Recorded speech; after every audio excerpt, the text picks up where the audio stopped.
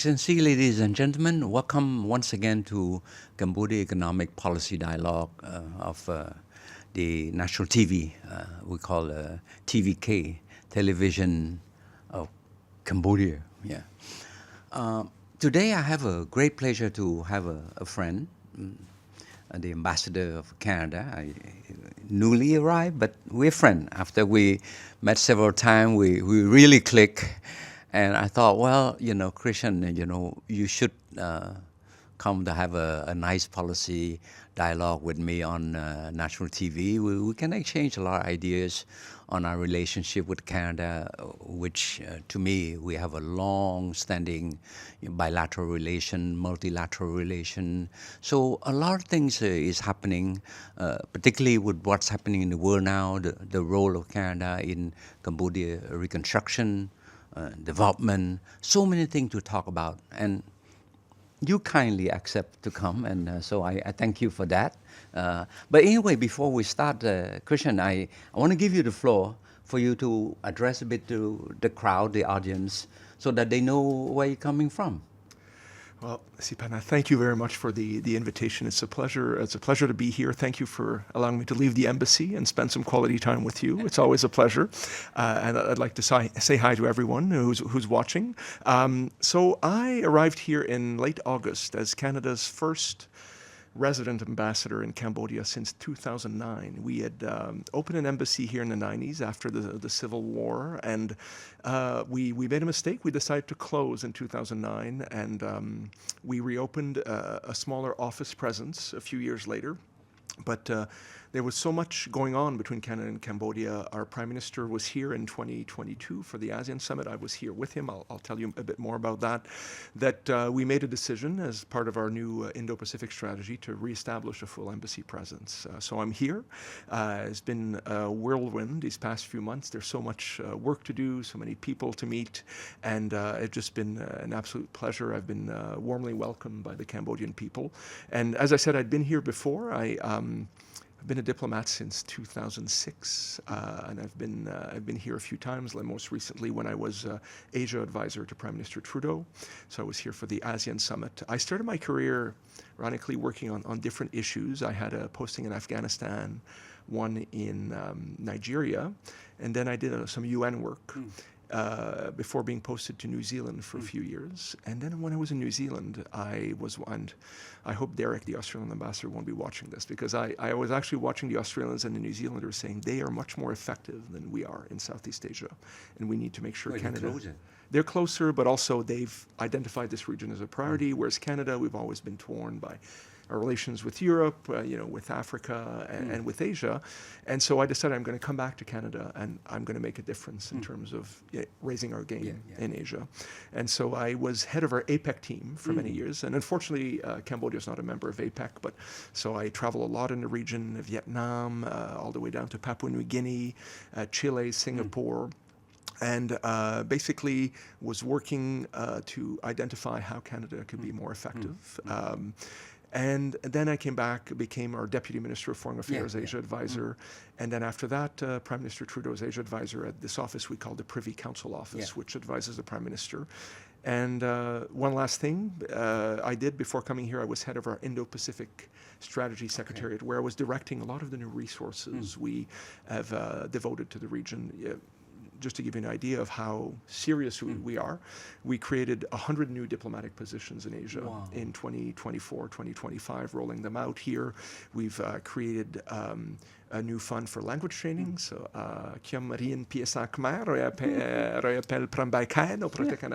so we're training more Canadian diplomats in how to learn local and speak local languages, and we are also devoting more time to our ministers to come to the region. So my presence here is part of this big overall push that Canada has, to be more effective in Asia and especially in Southeast Asia. Wow, I mean, so you were here during ASEAN Chairmanship. I was a prisoner of the Sokha Hotel for a few days because they moved us from the Hyatt to the Sokha. So I actually was there. Basically, everything Prime Minister Trudeau said during those 2 days was me and my colleague Florian Leprecht, who's who's the son of Peter Leprecht, who was a UN human rights representative here a few years ago. And so we didn't get to see much of the city, but I had been to Cambodia before, and when I arrived in Phnom Penh, I remember years ago, the tallest building in the city was the Independence Monument, and now, my goodness, there's been so much development. Well, you know, I had the pleasure to meet Prime Minister Trudeau a few times, most of the time in ASEAN summit setting, right? And my wife would say, "Oh, wow, you're meeting Prime Minister Trudeau. Can I have a photo?" So she had a photo. I had a photo with him during the dinner.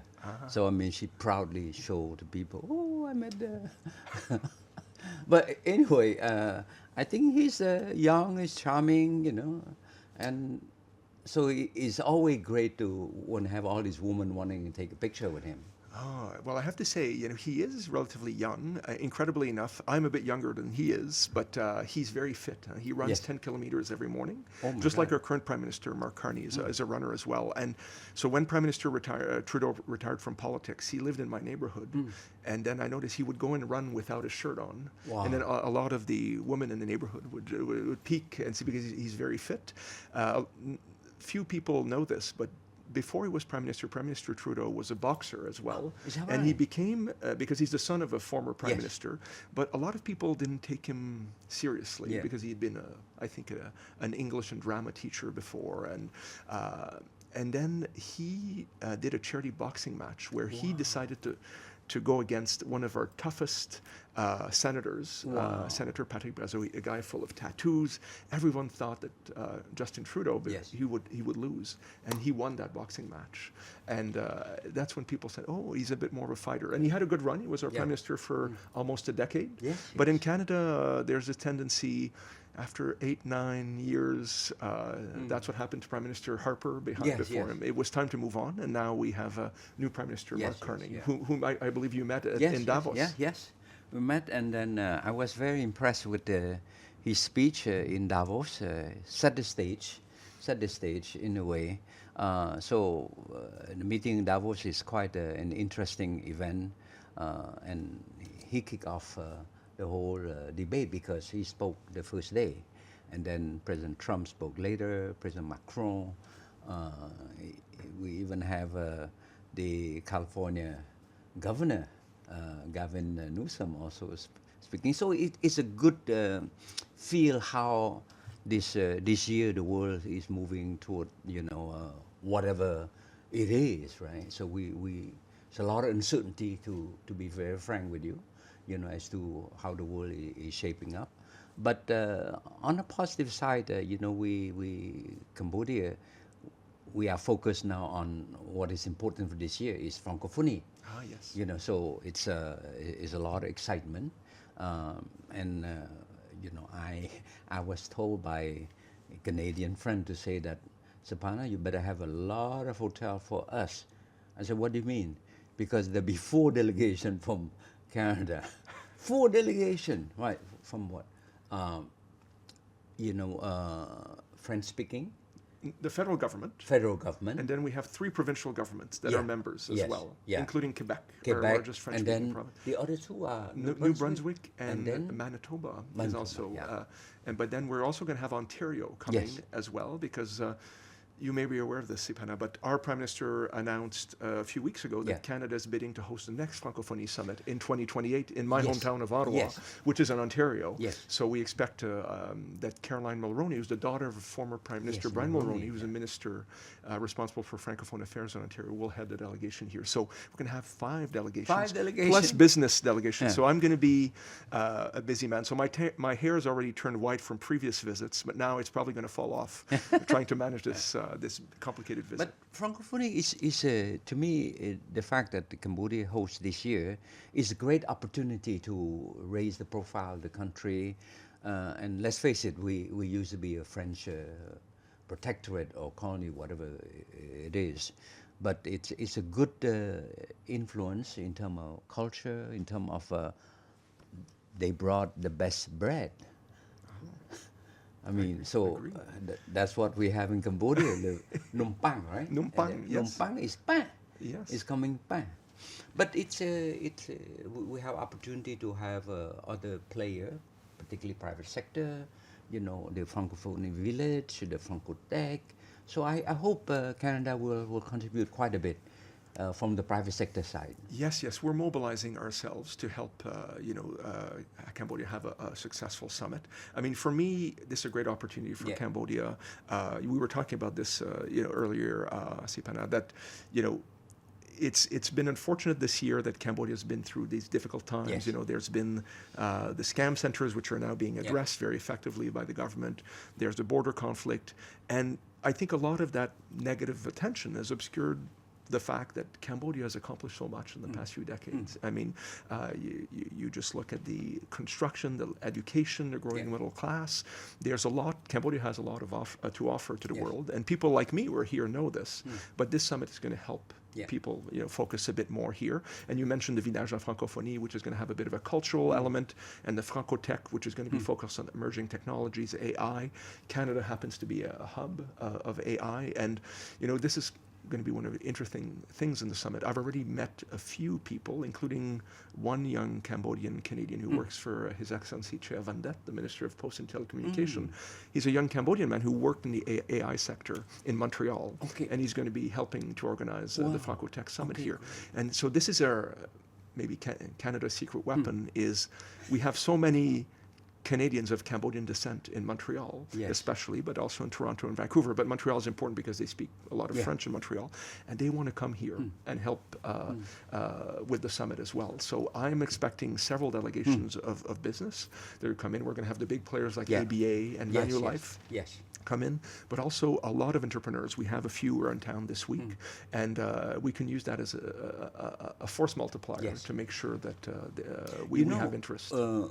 After the war, after 1993, right, when we have the Constitution, French-speaking people almost disappear because, the killing field and everything. Then for about a good 10 years, it was a big gap until the French government started to give a scholarship. So then a few years later, they returned from France, from Lyon, from Paris. So they rebuilt the French-speaking community, the Cambodian French-speaking community. But for about 10 years, it was a big gap because we joined ASEAN. ASEAN, we speak English. So French become, at one point, almost disappear. So now they're coming back, and every year we got a lot of scholarship to study, in France. So they're coming back in the health sector, in the Institut de Technologie, ITC. They train a lot of young engineers. So I think I'm glad that we're able to rebuild, the language, number one, but it's also the opportunity. I keep telling the people in the Francophonie to say, look, Francophonie is not about Africa, because in our part of the world, look, Cambodia, Vietnam, Laos, it's 3 countries that speak French, and opportunity is there.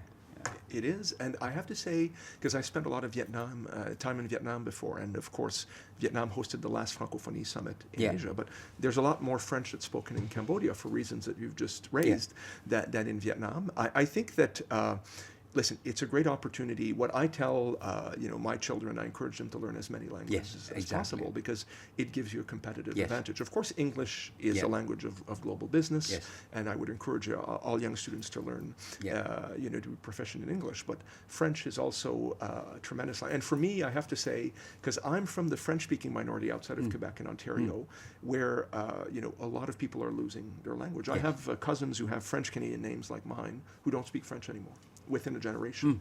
And for me, it's been a pleasure to come here and to go to educational institutions, meet with ministers, members of our royal family. And I think there's not one day in Phnom Penh where I don't use my French. Or even this weekend, my wife and I were in Kampot and in Kep, and we use a lot of French there too. So I think it's a sign of the rich cultural diversity that you find in Cambodia. Indeed. So I think the Francophonie Summit will give a big boost. Big boost in terms of mobilizing people, Cambodian people, to start appreciating French. And, beside the cultural thing, there's a whole business.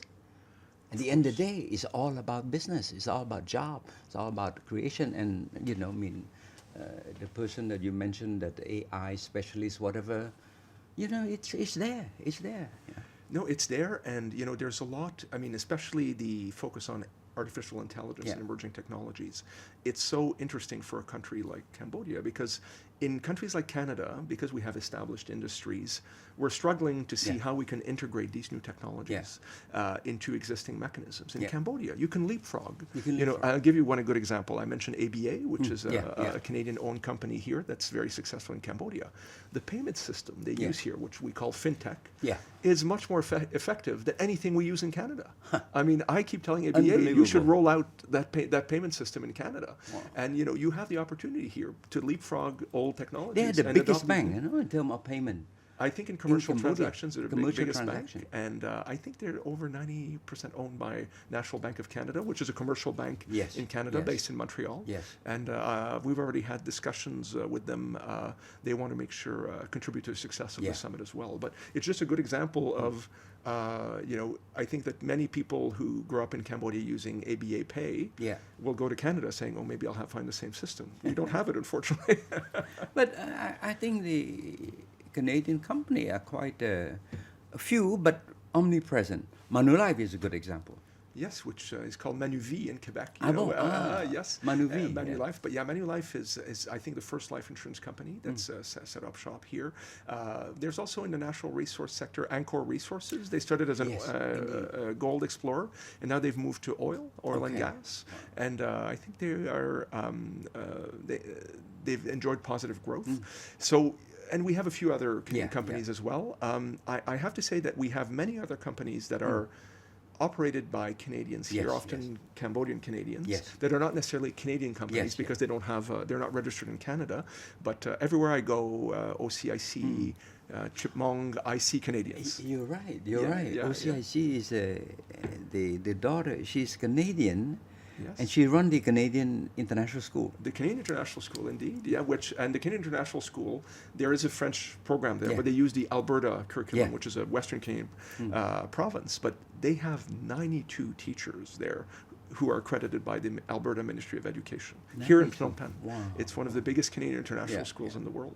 And the Minister of Environment, he's from Canada also. He is. I was exchanging messages with him earlier today. We have a few ministers who, in the royal government who've spent time in Canada.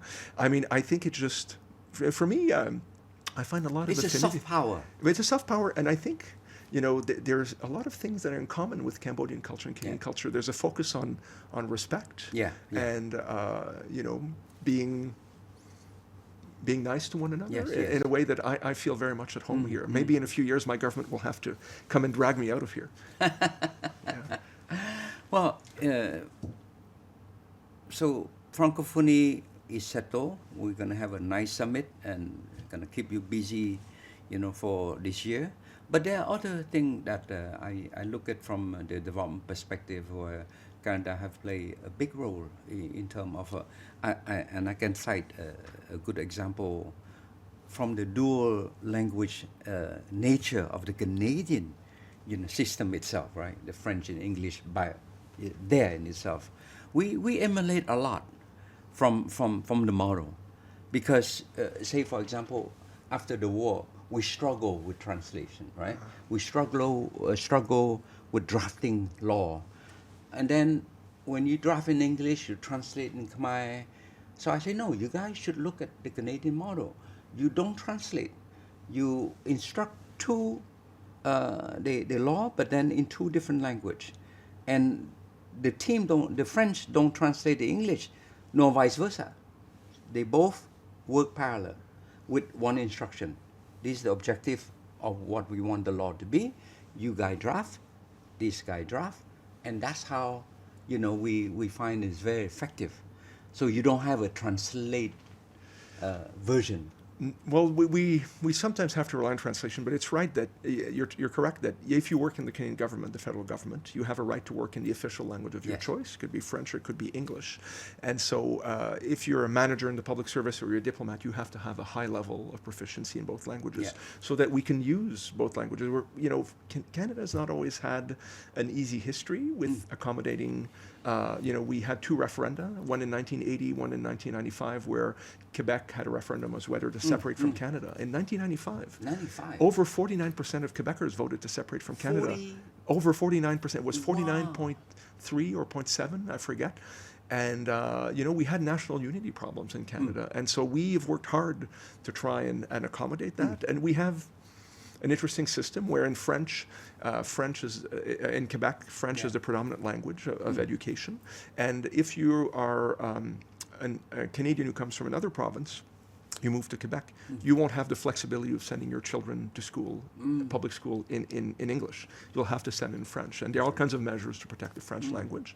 But now I think there's still nationalist sentiment in Quebec, and there's some in Alberta now for different reasons. But I'd like to think that we've been able to address these concerns. As a Francophone, I feel that, as French speaker, I feel that our rights are well protected in Canada. And that in Quebec we have common civil law, and in the rest of Canada we have common law. Yeah, exactly. And it's just one example of how we've been able to accommodate the French-speaking specificity in Canada. Well, I mean, right now because I'm the vice chair of the Council for Legal Reform, where Excellency is the chair, and our objective is to review the Cambodian legal system, because after the war is a lot of help, from different systems. The French, the American, the Australian, the Japanese, everybody want help. And the only confused guy is the guy who got help. I know the feeling, yeah. So now we want to look holistically how to reform, all this hodgepodge law, right? And we look at the model of Canada to say, okay, let's say we now have a combination of Anglo-Saxon common law in the commercial field. Yes. When the civil law is totally with the court, with the administration, but the two are cohabitating each other. I wouldn't say not nicely, but for those who know, they know, but those who don't know, it won't matter.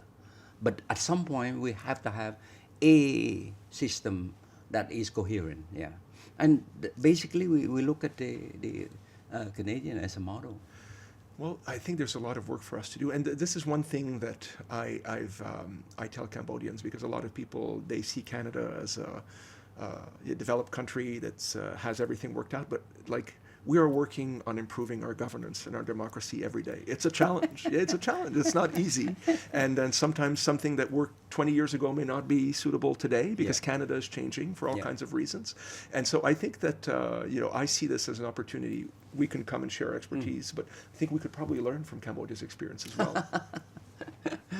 No, but these are some of the models specific to Canada that you cannot look at other countries to replicate, because it's unique to Canada to have this bilingual system, And Cambodia was not by choice. It was by historical distortion, that from a French-speaking country, you move to a common law by default, because the region is common law. So we have to find a way. In ASEAN, it's a mixture. You have some countries who are civil law and some countries are common law. But it doesn't mean that we cannot work as an ASEAN community. Well, especially in this era where we're becoming increasingly interconnected through trade agreements and other arrangements, we have to find ways to make our systems compatible. Speaking of trade agreement, it comes to a good topic that Cambodia now is in the process to apply to join CPTPP. We're still in an early stage. We're still very early stage, because my foreign minister just submitted the letter of intent to the Minister of New Zealand as a depository minister in New Zealand. So we are starting a process now. Hopefully, this year or so, we could have if all the membership are in agreement, they could think of forming the accession working group. But as I said, we're a bit early, but what we want to start early, because it takes years. With this regional free trade agreement, it takes years. Not like tomorrow, bilaterally, we can agree, you and I, here, 2 3 years. But the thing is that by 2029, we will graduate from LDC. Exactly, yes. Yeah. So a lot of trade preference that we benefit will disappear. Including from Canada. Yeah, exactly. So we have to start anticipating. And to me, I always say that, look, in a country development, 2 3 years is blink an eye. Before you realize, oh, we have election. Oh, we have this. And then 3 years come. So I think CPTP is one regional free trade agreement we are keen to join. Yeah. Well, Siphana, first of all, I'd like to congratulate you because I know you've played an important part in Cambodia's application to join CPTPP, which we welcome in Canada. I'll start backtracking with 2 things. One is, there's a lot more trade between Canada and Cambodia than there used to be, and I think we're now the 4th destination for Cambodia's manufactured goods. Yes. Shoes and apparel, and travel good also, no? Travel good. Travel goods, like luggage. Oh, luggage, yes. And people in Canada are noticing after I was appointed as ambassador, oh, I'm buying this, it's made in Cambodia. And there is a bit of a trade deficit but we don't mind because we understand modern economic theory, and we know that more trade from Cambodia is good for us. And so we want to be able to help protect that because I'm of the view that Cambodia's manufacturing sector and growing economy has done just as much, if not more, to take Cambodians out of poverty than the development assistance we've been giving for decades. And so, I currently, there's no 19% tariff in Canada, and that's why I think there's been an increase in exports to Canada. We want to finalize negotiations on the Canada-ASEAN FTA this year. The dream scenario for me is that we announce that in the Philippines at the ASEAN Summit. My Prime Minister comes from there here, and then we can start talking about CPTPP. So we want to protect that Cambodia's access to the Canadian market that way. For CPTPP, I've been working on this for a long time. I was in Da Nang in 2017 when we announced, when we walked away from signing CPTPP. It was ready without the U.S., and it was a difficult moment, but then we worked issues out with Japan, and we joined the following year. And it's been transformational for Canada's economy, and our trade with CPTPP partners has increased by more than 50%. And CPTPP, as we've discussed before, Siphana, is not just about tariff lines. It's about transforming the economy, reforming the economy.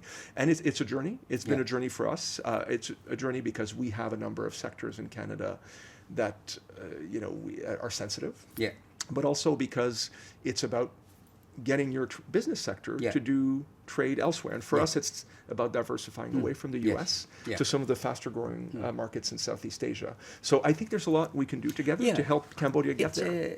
To me, you mentioned about the power of the CPTPP. It's more than just market access. It enabled us, the aspiring country, to do a lot of reform. Because ultimately, there's no classification. Like in ASEP, you have developing country, you have least developed country, you have developed country.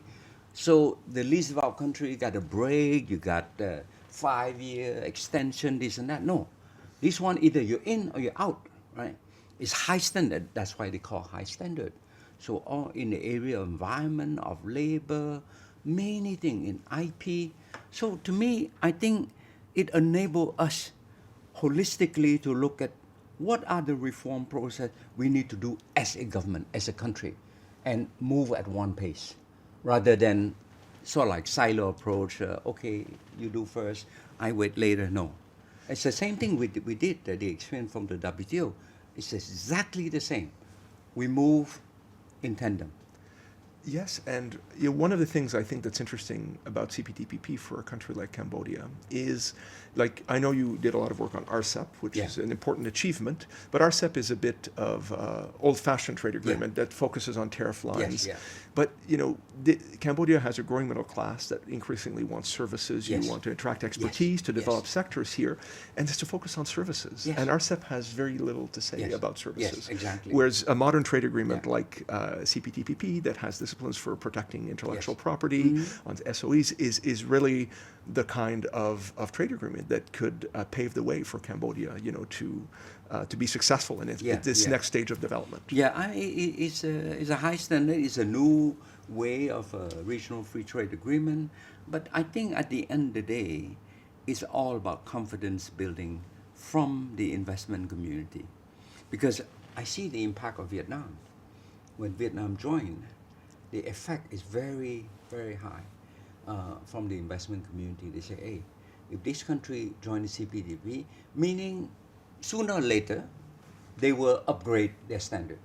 Sooner or later, they will improve their labor standard. Their IP will be more compliant. So many things is happening below the water, right? It's like the tip of the iceberg.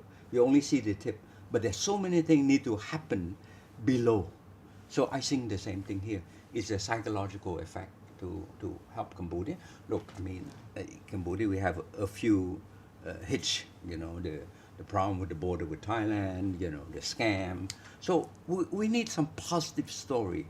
We need some positive momentum. But there's a lot of good as well, right? And so we, and you are well aware of this because you were one of our star speakers. We had a Team Canada trade mission come here in May last year. Thank you so much for addressing the group. People are still talking about it in Canada.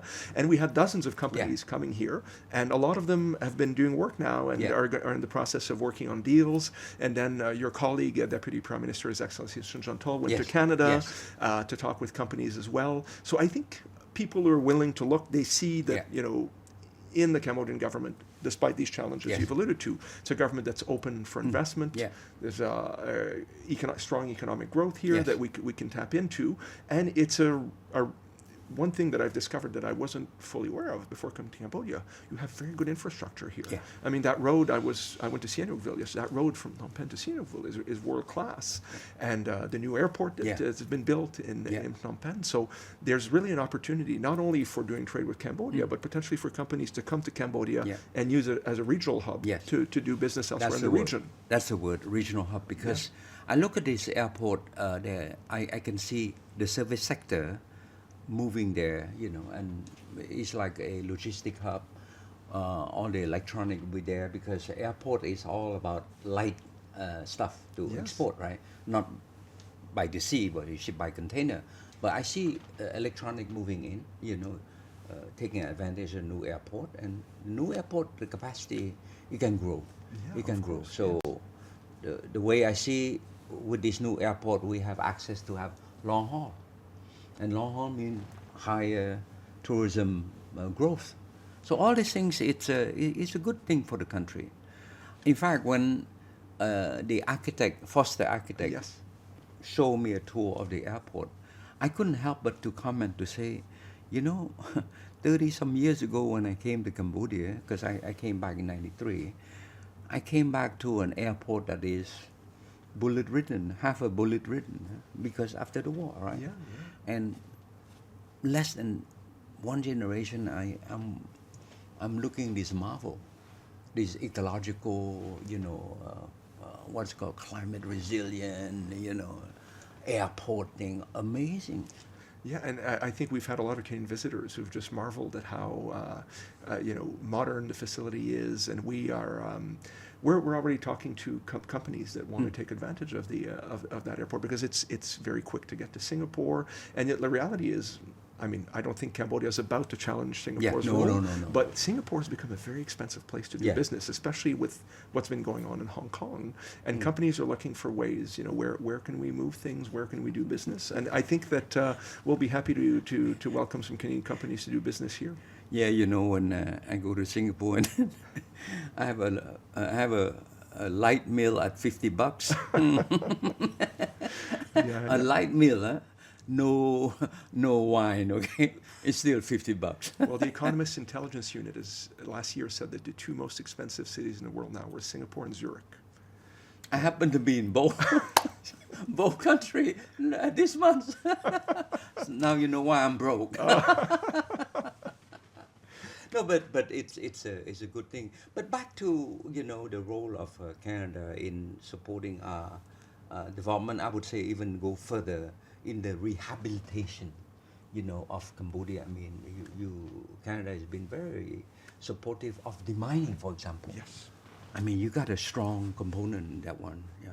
Yeah, demining has been so we've long been a big supporter. We're not providing as much as we used to be because it's obviously there's still some work to do, but I think we're down to maybe the war may increase these figures, unfortunately, but I think we're down to less than 24 incidents a year, whereas before in the early 90s you'd have hundreds of people who expect more. Huh? Yeah. So with the cluster munitions that have fallen, and so we're looking at other options to continue providing the support to the sector. We're also talking to some of the operators, because there's CMAC, but there are also international operators that are here to see what kind of new technologies can be used, to make it more effective. I mean, if you just look at some of the projects that are taking place, there are all these fields that were basically unused because of ordnance. So there was a first generation of work to remove the anti-personnel miles, but then as mechanization came and tractors started being used,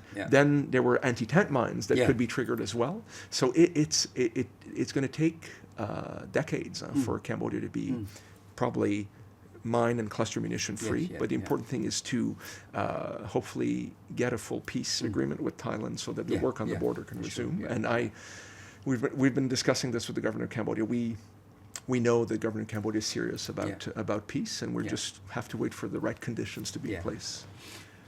I mean, speaking of peace, we have to look more from the multilateralism, right? So the role of multilateralism is very important, particularly for a small country like Cambodia. We believe in multilateralism, the WTO and many other institutions, the UN, that sort of thing. I think we're the same as Canada. We're the same, and I keep telling people in Cambodia here, because people have this impression of Canada being a very big country, and it is very big geographically.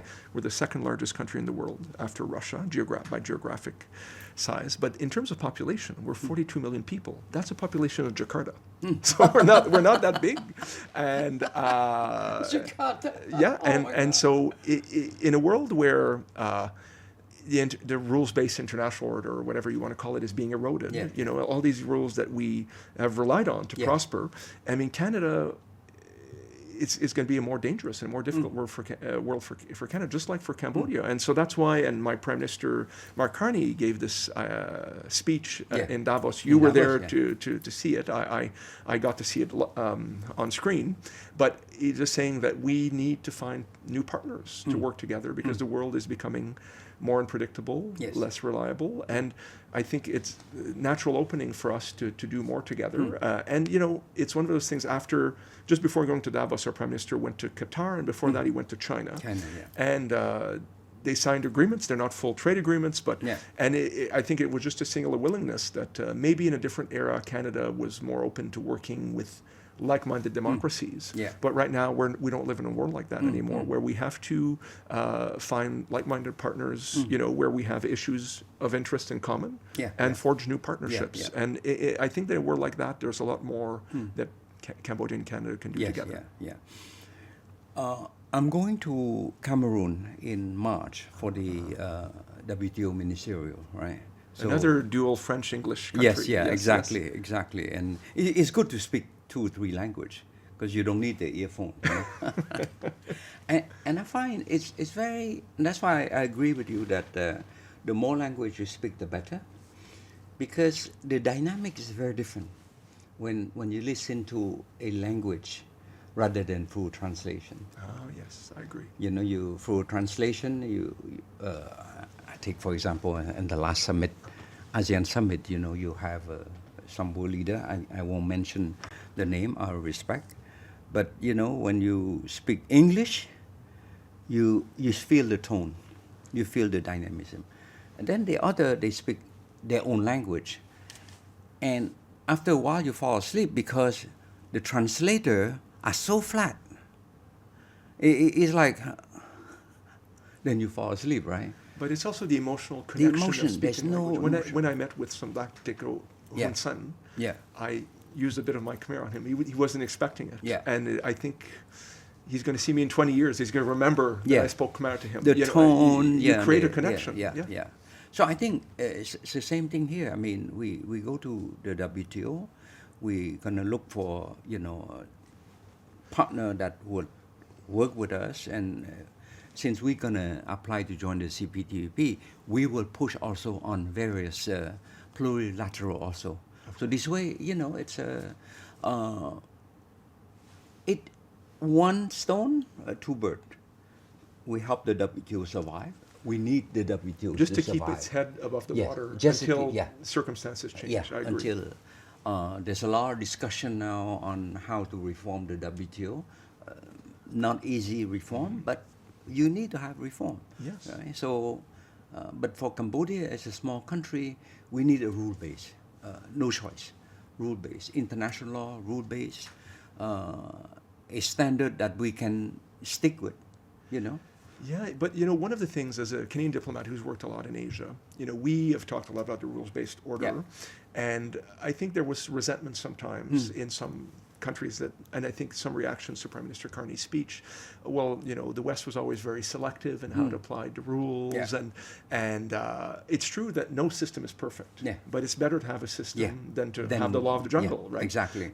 But one of the things that is not lost on Canada is if you look at the photos of when Bretton Woods Yeah. was agreed, and Yes. this post-war architecture, it was frankly a lot of white men sitting Yeah. at a table.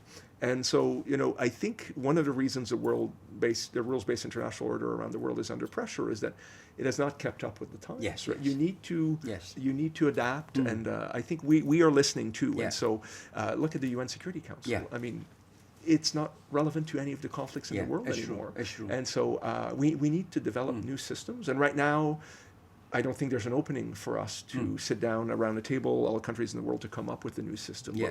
And that's why we need to have these plurilateral agreements Yeah. and these issue-based alliances to work on issues together until maybe the pendulum swings back Yes, yeah, exactly. to like a moment like we had in the 90s where Yes. there was an alignment of views. Yes. But we're not there anymore. We're not there. We're not there. And the other thing I would just note is, for us, Canada, I mean, I think we are doing fairly well in Canada, but a lot of the Western countries that we have been associated with, Western democracies are struggling right now. There's issues of populism, Yes, of yeah. integrating Yes, immigrants,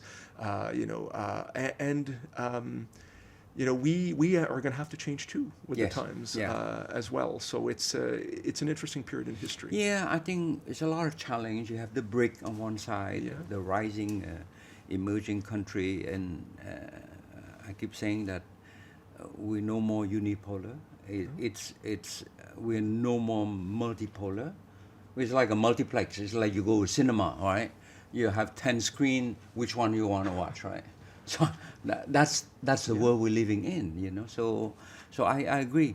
But at least we should find some mechanism to keep peace going, and particularly for small country. Very important that we have a rule base. One thing that we were very proud is that when we had the ASEAN chair, that year was when Russia, went to Ukraine. Yes. And Cambodia was a co-sponsor at the Yes. UN resolution. We noticed that, but I think the reasons are quite clear given developments in, Yeah.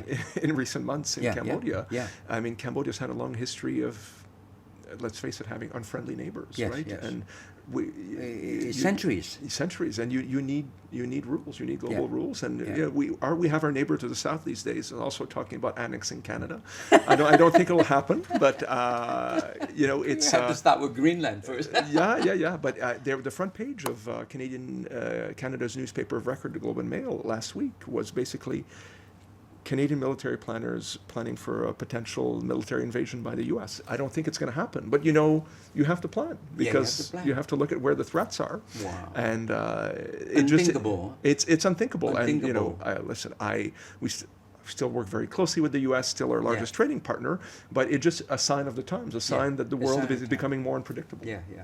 Back to the pre-Westphalian period. Hopefully not. Hopefully not. But a few thing before we conclude. Canada is very strong in energy. Yes. You a lot of company in oil, gas, renewable also, right? Renewable, yes, more and more, yes. So I think, can you do something in Cambodia? Oh, well, we're talking about it very actively. I met with Minister K.O. to talk about this. So Cambodia is about to have 2 big LNG terminals online, and we are in the process of exporting LNG to Asia now. So one of the issues in Canada is because of our close integration with the U.S., a lot of our renewable energy, our natural gas, and our oil is basically sent to the U.S., to U.S. refineries. Oh, okay. And so even if you're sitting in Eastern Canada, we tend to import oil from the Middle East because it's easier to get. We don't have the infrastructure to get it from Western Canada. It all goes to the U.S. Really? But now we're in the process of retooling our infrastructure. And I think since 2 years ago, we now have the capacity to export LNG. And we focused as a first step on Japan and Korea, but now we're looking at Southeast Asia. So because even the most optimistic scenario about transitioning to renewable energy, we're going to need natural gas as a less dirty fuel, to power our transition. And so I'd like to think that we'll be able to bring more here. We are also looking at. We've already done some of this, like a lot of the hydro power that's generated in Cambodia. It's benefited from Canadian expertise. We want to do more. And we're looking at a lot of clean tech solutions as well, like using waste to generate energy. And we have a number of companies that are looking at Cambodian markets. So I think there's a lot we can do there. But for us, from our perspective, it's just we, Canada, traditionally in our long history before, we were a natural resource economy, and we've transitioned to an innovation and services economy. And so what we're interested in doing is not to export some of our raw materials to Cambodia. That's not where the interest is. The innovation, the services, and I think there's a lot of opportunity there in natural gas and in clean tech. I think you have your own thing, but one of the strengths that Cambodia has is that we're a small country. We're very nimble. We're very flexible. We can move fast. The government say, okay, we will go renewable. Look, we are 60% now. It's impressive. I mean, an example to the world. Yeah, I mean, we're nimble. I mean, environment, COP29, COP30, we move, NDC, right? 3.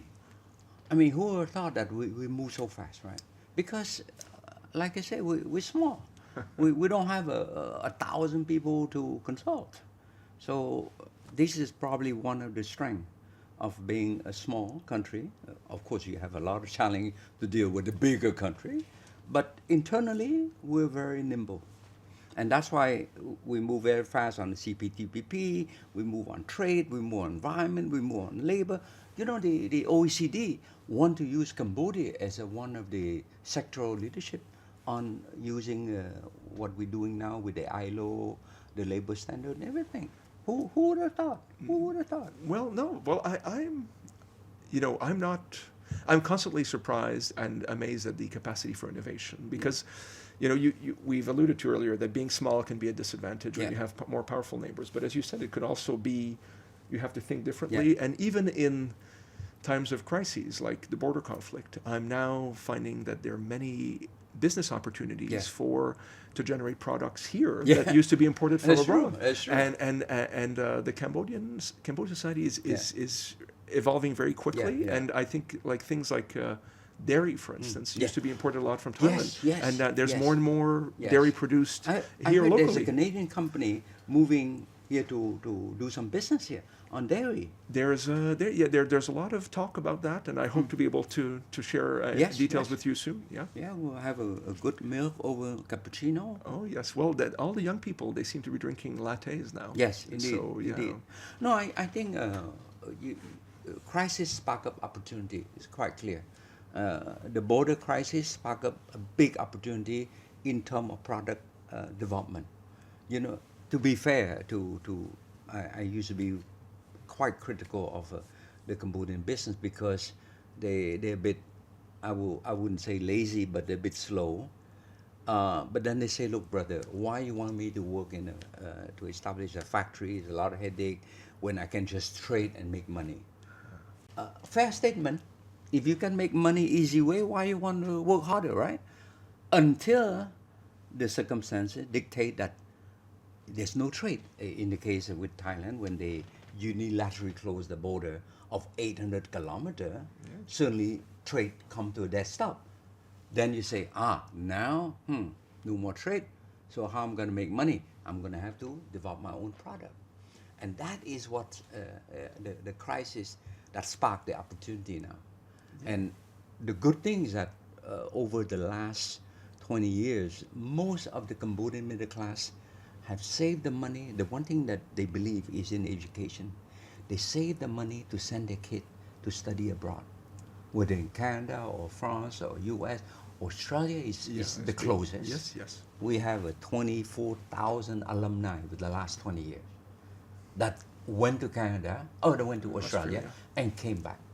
So basically, the pool of people with knowledge are here. The younger generation. Their parents have a mom and pop store. They save the money, send the kid to study abroad. 5-10 years later, the kid come back with a master, with a PhD, say, Mom, Dad, I'm going to take over the business. And this is how we're going to do, Mom. But the education sector here has grown a lot. I was reading, you mentioned Canadian International School, CIS. A CIS graduate was admitted to Stanford University in the U.S. On merit. And it just, would you have thought 30 years ago that a high school here would be producing people who are admitted to Stanford? And I think we're maybe a decade or two away from universities being able to reach that level of quality too in Cambodia, right? I have a small cabinet of 22 people, and the oldest guy is 26. The oldest guy, and the rest, they all, graduate, but then fluent English. So we speak English in a work environment. So that's to me, that's project hope in the future. Yes. Cambodia's youth make me optimistic about the prospects for the country. Yeah, and they're good in IT. I asked them, say, help me out, man. I need to change my password. But anyway, Christian, it's been a pleasure. We have a good discussion, a good sharing of ideas. It's more ideas, that we're sharing. And fortunately, time is running out. And as always, a good discussion, we always have a problem with time. I agree, but thank you very much for the invitation. It's been an absolute pleasure, and look forward to doing it again, either in front of a camera or just the two of us. Well, ladies and gentlemen, it's been a short discussion, I would say more a chit-chat with my good friend, the Canadian ambassador. We have a lot of ideas, which we could go on for another 3 hours, but everything have an end. And unfortunately, I have to bring this dialogue to an end. I hope you have the opportunity to digest, and particularly those in the private sector. I really want you to think on what we discuss on the various sources of growth that we talk about, the power of the youth, how they can capitalize on AI, that sort of thing. These are, to me, the future of Cambodia, the new source of growth for Cambodia. Of course, there are other larger macro thing, which is a bit beyond most of us, because it's so much macro. But you need macro, situation to define the micro. But I look at the audience as more, particularly for the business, to look at what you can do to capitalize on the relation we have with Canada. Hopefully, you can cultivate some relation with new Canadian companies that are going to come to Cambodia. I don't know. I'm not a business, but I'm just trying to stimulate some reflection. For government official, I think it's a lot of policy discussion that we could talk about how to reform the country using CPTPP, for that matter, to transform our economy, to reform a certain aspect of the government. But these are all positive things that I think, that have emanate from this 50-minute dialogue with Christian, with the Canadian ambassador. So on that note, I wish you all a great evening, and I see you next time.